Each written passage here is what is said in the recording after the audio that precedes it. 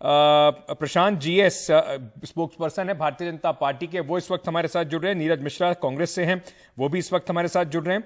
संध्या Ravishankar senior journalist हैं, कर्नाटका से आती हैं। बहुत बहुत शुक्रिया आप सभी का हमारे साथ जुड़ने के लिए। पर मैं अपने तीनों मेहमानों से सवाल लेने से पहले एक फटाफट आपको हमने कुछ पॉजिटिव्स और नेगेटिव्स, क्या किसके लिए ये जो दोनों कंटेंडर हैं, किसके क्या ताकत है और क्या इनके खिलाफ जा सकती है, इन पे हमने थोड़ा सा एक जरा चर्चा के लिए कुछ पॉइंट्स बनाए हैं, तो जरा उस पर फटाफट आपको बता देते हैं।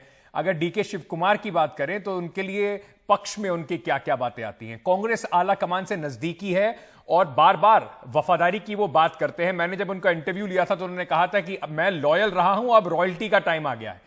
मुश्किल वक्त में पार्टी के संकट मोचक के रूप में ना सिर्फ कर्नाटका में बल्कि कर्नाटका के बाहर भी अपनी पैठ जमा चुके हैं। रिसोर्सफुल हैं, ताकत है, पैसों की काफी ताकत है, विधायकों पर मजबूत पकड़ भी है, ऑर्गेनाइजेशन में काफी पिछले 2 सालों में काम भी किया है। कांग्रेस के पुराने नेता और पार्टी के अध्यक्ष का इनको समर्थन भी है और साथ ही साथ वोकलिग्गा कम्युनिटी, जो 2 बड़े क्लास ब्लॉक हैं, लिंगायत और वोकलिग्गा, उसमें से इस बार वोकलिग्गा कम्युनिटी जिसने जेडीएस को अपनी जो देखा जाता था वो पार्टी हमेशा वोकलिग्गा बेस पार्टी थी, जेडीएस को से ज्यादा समर्थन इस बार कांग्रेस को दिया है। वो डीके शिव कुमार के नाम पर बड़ा समर्थन आया है। वहीं उनकी कमजोरियां क्या क्या हैं? आय से अधिक संपत्ति के केस में ईडी आईटी का शिकंजा उनके ऊपर है। वोकलिग्गा होने के साथ यह भी बात है कि दूसरी जातियां 2024 चुनाव से पहले नाराज ना हो जाएं। लिंगायत जो इस बार बीजेपी से कट के थोड़े कांग्रेस की तरफ आए हैं वो अलग ना हट जाएं। सिद्धरमैया के मुकाबले कम अनुभव है काम करने का। पुराने मैसूर इलाके में पकड़ ज्यादा है, लेकिन पूरे कर्नाटका में अगर देखा जाए तो सिद्धरमैया की शायद पूछ ज्यादा है।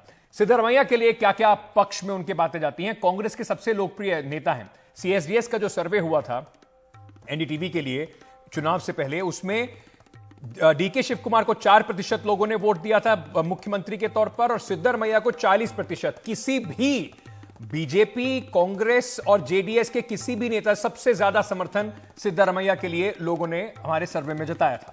सभी क्षेत्रों में राजनीतिक दलों में इनका प्रभाव है, ताकत है। मुख्यमंत्री के तौर पर कार्यकाल पूरा करने का अनुभव भी है। बहुत कम ऐसे मुख्यमंत्री हैं कर्नाटका में जिन्होंने अपना पूरा कार्यकाल किया हो।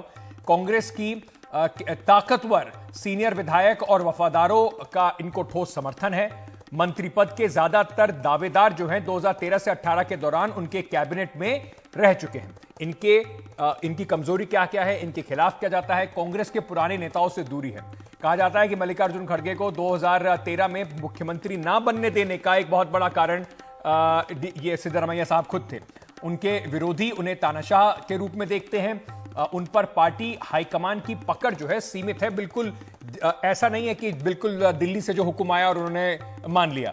जेडीएस से बैर है और वोकलिग्गा जो पूरा एक बड़ा वोट बैंक है वो पलट सकता है, वो अलग हट सकता है। इसका भी उनको इस बात का डर हो सकता है। कांग्रेस बीजेपी के नेताओं के पास जाने से पहले संध्या जी, कांग्रेस पार्टी बार बार अब ये बात कह तो जरूर रही है कि हमारे लिए तो अच्छी बात है, बड़ा जनादेश है, प्रॉब्लम ऑफ प्लेंटी है हमारे पास, कई नेता हैं, हम किसी को भी बना सकते हैं। लेकिन अक्सर हमने देखा है कि जहां जहां कांग्रेस को प्रॉब्लम ऑफ प्लेंटी हुई है वहां पर उनकी सरकार पे खतरा मंडराया है।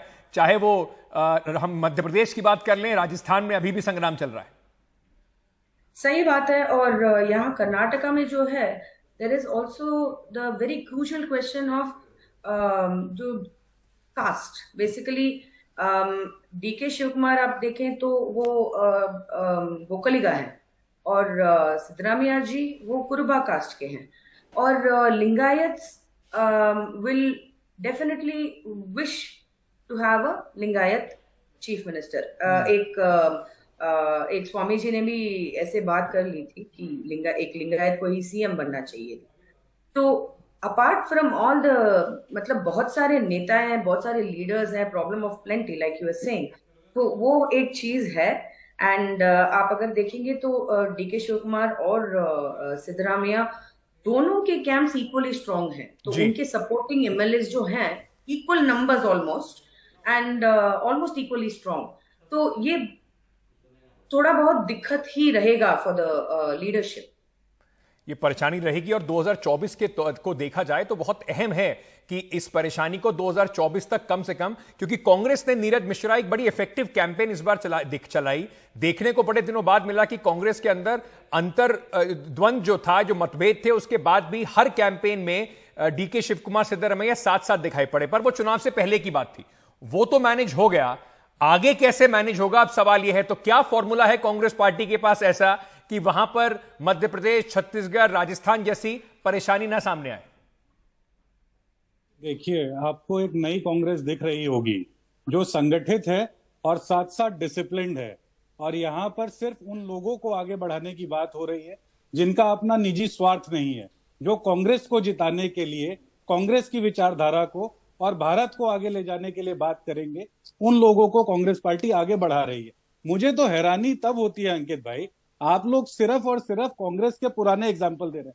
मुझे एक बात बताइए, जब योगी आदित्यनाथ को पहली बार मुख्यमंत्री बनाना था तो वो संजय शेरपुरिया नाम का जो ठग है, उससे जिन्होंने पैसे लिए, आजकल गवर्नर हैं, उनको भी तो मीडिया बार बार मुख्यमंत्री बना रही थी। उनका सिर फुटअव्वल क्यों भूल जाते हैं? हमारे यहाँ तो अंकित भाई बहुत सीधी सी चीज है।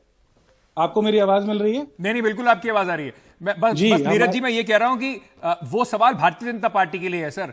कांग्रेस के प्रवक्ता से तो कांग्रेस के अंदर जो हलचल है उसी का सवाल पूछा जाएगा। बीजेपी वालों में जो सर फुटअव्वल थी वो हमने देख ली, उसमें कई जगह पे उन्हें सफलता मिली। जैसे कि इस बार कई राज्यों में जो उन्होंने मॉडल अपनाया था सीएम को हटाकर सीएम को रिप्लेस करके चुनाव में जाने का, वो गुजरात में सक्सेसफुल रहा, उत्तराखंड में सक्सेसफुल रहा, लेकिन वो कर्नाटक में नहीं चल पाया।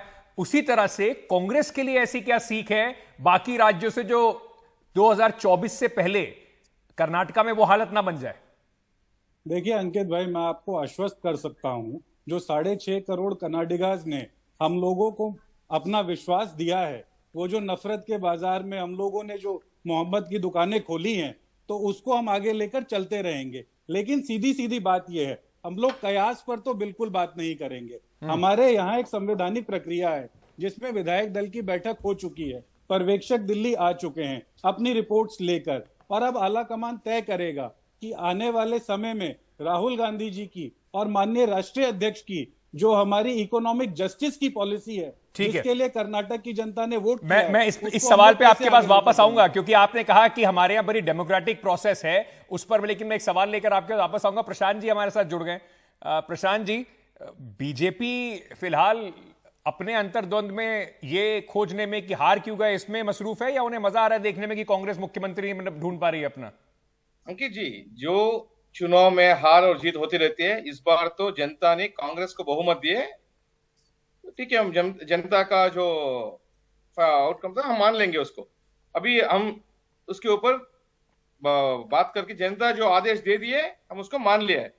अभी जो हम पहले से कह रहे थे कि कांग्रेस में डीके शिव कुमार, सिद्धरामैया, परमेश्वर, मल्लिकार्जुन खड़गे, एमबी पाटिल, बहुत सारे लोग हैं जो सीएम बनने के लिए सोच रहे थे करके, अभी वो फाइट ओपन पे हार चुके हैं। आप देख रहे हो क्या हो रहा है करके। 2.5 साल सिद्धरामैया, 2.5 साल शिव कुमार, या सिद्धरामैया जी को मुख्यमंत्री बनाओ, डीकेएस को जैसा भी बनाओ, पहला कांग्रेस वाले एक ही काम करना है, जो उसको गारंटी कार्ड देते ना, 5 गारंटी, उसको जो भी मुख्यमंत्री बने, हमको कोई लेना देना नहीं है कौन मुख्यमंत्री बनता है कांग्रेस से करके। जो भी मुख्यमंत्री बनेगा ना, पहला कैबिनेट मीटिंग में जो करेंगे करके वादा किए थे उसको निभाना पड़ेगा।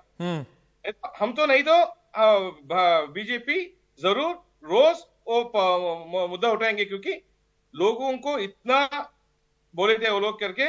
पहला कैबिनेट मीटिंग में ये ना हो जाए, छत्तीसगढ़ में क्या किए थे राहुल गांधी जी ने, गिन के बोले थे 1 2 3 4 5 6 7 8 9 10 दिन में आपका जो भी वादा किए निभाएंगे करके। 4.5 साल हो गया, नहीं हुआ था। सर, लेकिन वो तो विपक्ष की भूमिका निभाने का आपको टाइम मिलेगा, उस पर थोड़ा समय तो दे दीजिए। कैबिनेट मीटिंग तो तब होगी ना जब पहले कैबिनेट बनेगी। अभी तो कांग्रेस ये तय कर ले कि मुख्यमंत्री कौन बनेगा। लेकिन जो बीजेपी जो बार बार ये बात कह रही है, इतने, प्रशांत जी सवाल सुन लीजिए, इतने सारे नेता हैं, थोड़ा वक्त दीजिए सर। अभी तो जश्न, जीत का जश्न अभी कांग्रेस मना रही है। बहुत दिनों बाद इतनी बड़ी विजय मिली है आपको। क्योंकि याद दिला दूं, असम के अंदर कितना समय लगा था आपको याद है? ये भी तय होना था कि मुख्यमंत्री कौन बनेगा, हेमंत बिस्वा शर्मा या सर्बानंद सोनोवाल। आपको याद है टाइम- पुडुचेरी में आपको टाइम कितना नहीं, समय लग उसमें गया था? हमको कोई दिक्कत और नहीं है। उसके बाद हम सुन लीजिए, क्वेश्चन भी नहीं सुन कर लीजिए, रहे। सुन लीजिए, फिर जवाब दीजिएगा, आराम से जवाब दीजिएगा, सवाल पहले पूरा सुन लीजिए। महाराष्ट्र के अंदर सरकार तो आपने तोड़ के फटाफट बना ली, कैबिनेट को आपको एक्सपैंड करने में जो आप पूरी तरह से अभी भी नहीं कर पाए हैं, आपको 40 दिन लग गए थे। तो किस मुंह से कांग्रेस को आप ये कह रहे हैं कि ये लोग फटाफट अपना मुख्यमंत्री क्यों नहीं तय कर पा रहे? अंकित जी, हम ये नहीं करके फटाफट करो, हम इतना ही बोल रहे, जो भी मुख्यमंत्री बने हमको इससे कोई लेना देना नहीं है। शिव कुमार बने या सिद्धरामैया जी बने या खड़गे जी या परमेश्वर, जो भी, हम इतना ही बोल रहे, जो भी पहला मीटिंग में जो उसने वादा किया था उसको निभाना पड़ेगा। बस कल करने दो या परसों करने दो, एक हफ्ते के बाद करने दो। हाँ। जिस दिन कांग्रेस का मुख्यमंत्री हो जाएंगे या कैबिनेट हो जाएगा, पहला कैबिनेट मीटिंग में जो वादा किए थे लोगों के सामने कांग्रेस को गारंटी का, उसको निभाना पड़ेगा। उसकी क्यों दिक्कत? संध्या आपको जी, क्यों दिक्कत हो रही है? हम इतना ही पूछ रहे हैं। ये एक चैलेंज भी होगा कांग्रेस पार्टी के लिए, क्योंकि आपने जो वादे लोगों को किए हैं 2024 का चुनाव कहीं रेफरेंडम ना बन जाए कांग्रेस की सरकार के 12-13 महीनों के लिए। तो कोशिश उनको यह करनी पड़ेगी 2024 से पहले, इतना आसान नहीं होगा। कास्ट कॉम्बिनेशन को आपको बना के रखना होगा और साथ ही साथ जो वादे आपने किए हैं वो जनता तक पहुंचे, इसका भी दबाव होगा कांग्रेस की नई सरकार के ऊपर। ये आप जो बोल रहे हैं अंकित जी, ये बिल्कुल सही है कि ये जो गारंटीज दिए हैं, 5 गारंटीज दिए हैं, अगर ये इम्प्लीमेंट करेंगे तो ये कर्नाटका के जो जीएसडीपी है उसमें ऑलमोस्ट मतलब 5% का खर्चा लगेगा, और इतना पैसा तो कर्नाटका के पास नहीं है। इसका फिजिकल डेफिसिट बहुत बढ़ जाएगा, मतलब वो जो लिमिट्स हैं उनके ऊपर बढ़ जाएगा, और ये गारंटीज को इम्प्लीमेंट करने में इनको डेफिनेटली बहुत दिक्कत मिलेगा। क्योंकि आप देखिए, आप हिमाचल में भी देखिए, छत्तीसगढ़ में भी देखिए, जहां पे भी, और तमिलनाडु में देखिए, डीएमके ने भी ऐसा ही किया है, प्रॉमिस किया, वादा किया है कि हम हजार रुपये महिलाओं को देंगे, पर ये इम्प्लीमेंट अब तक नहीं हुआ है। डीएमके तो 2 साल हो गए गवर्नमेंट फॉर्म करने के बाद, बट तमिलनाडु के पास भी पैसा नहीं है। हाँ। तो ये जो सब मतलब गारंटी, मुख्यमंत्री कोई भी बने उसके लिए राह आसान नहीं होने वाली है। 2024 में भारतीय जनता पार्टी पिछली बार मैक्सिमाइज कर चुकी, 2019 में 28 लोकसभा सीटें जो हैं उसमें से 26 बीजेपी के पास हैं। चैलेंज अब आपके लिए दूसरा सबसे बड़ा यही है कि कैसे आप वहां से खींचते हैं, और उसमें जो भी मुख्यमंत्री बनेगा उसके लिए सबसे बड़ी चुनौती यही होगी। अंकित जी, हम लोग इस बात को जानते हैं कि इतना बड़ा जो बहुमत है वो हमें उन गारंटीज को लागू करने के लिए दिया गया है। ऐसा ही बहुमत जब हमें हिमाचल में मिला और पहली कैबिनेट हुई, वहां पर ओल्ड पेंशन स्कीम जो सबसे पहली गारंटी थी कांग्रेस की, वो हम लोगों ने इंप्लीमेंट कर दी। सर, मैं एक सेकंड के लिए आपको रोक रहा हूं। सिद्धरामैया साहब दिल्ली पहुंच गए, मीडिया से बात कर रहे हैं, जरा थोड़ा सुनवाते हैं। आप कोशिश करेंगे अगर वो बात कर रहे हैं तो ये भी सुनवाया जाए कि क्या कह रहे हैं इस वक्त। दिल्ली पहुंच चुके हैं सिद्धरामैया, और साथ ही साथ उनके साथ 2 बड़े अहम और नेता हैं। एक लिंगायत नेता जो कांग्रेस के एमबी पाटिल, वो भी पहुंचे हैं साथ में, और साथ ही साथ जमीर साहब भी पहुंचे हैं। तो इंपॉर्टेंट जो सीनियर एमएलएज हैं वो भी पहुंचे हैं। इनमें से कई लोग बड़े मंत्रियों के पदों पर बैठाए जाएंगे। कांग्रेस के लिए चुनौती ये भी होगी कि कैसे जो समीकरण है, लिंगायत, लोकलिगा, बाकी जो कास्ट है, उन सबको कैसे जोड़ के कैसे सबको साथ रखा जाए। उसमें क्या सिद्धरामैया का एक्सपीरियंस सबसे ज्यादा काम आएगा।